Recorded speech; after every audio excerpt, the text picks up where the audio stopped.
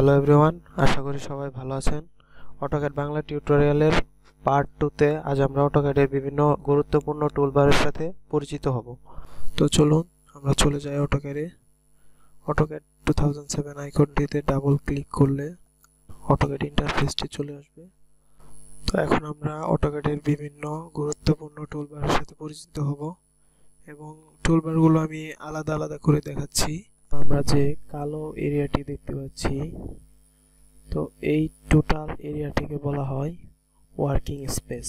এরপর যে প্লাসের মতো চিহ্নটি নড়াচড়া করছে, তো এই চিহ্নটিকে বলা হয় ক্রস হেয়ার কার্সর। এরপর আমরা যদি বাম পাশে নিচের কর্নারে আমরা লক্ষ্য করি, যে আইকনটি দেখতে পাচ্ছি সেটি হচ্ছে ইউসিএস আইকন, এবং এর নিচে আমরা যে বক্সটি দেখতে পাচ্ছি সেটি হচ্ছে কমান্ড প্রমোট এরিয়া।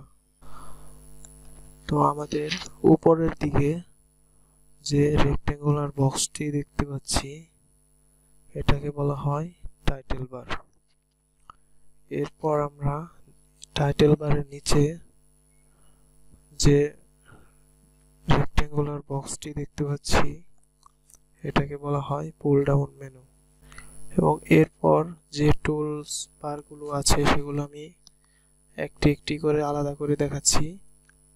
এটিকে বলা হয় স্ট্যান্ডার্ড টুলবার। এরপর যে টুলবারটি আছে সেটিকে বলা হয় লেয়ার টুলবার। এরপর আমরা দেখাবো স্টাইল টুলবার। তো এটি হচ্ছে স্টাইল টুলবার। স্টাইল টুলবারের পর আমরা দেখাবো প্রপার্টিজ টুলবার। এরপর আমরা দেখাবো ড্র টুলবার। এটি হচ্ছে ড্র টুলবার। ড্র টুলবারের পর আমরা চলে যাব ডাইমেনশন টুলবার। এটি হচ্ছে ডাইমেনশন টুলবার। তো ডাইমেনশন টুলবারের পরে আমরা দেখাবো মডিফাই টুলবার। এটি হচ্ছে মডিফাই টুলবার। এটি মডিফাই টুলবার। তো অটোক্যাডের এই টুলবারগুলো খুবই গুরুত্বপূর্ণ, তাই এই টুলবারগুলোর সাথে আমরা খুব ভালোভাবে পরিচিত হব, তাহলে আমাদের কাজ করতে অনেক সুবিধা হবে। তো আজকের টিউটোরিয়াল এই পর্যন্তই। আশা করি ভালো থাকবেন।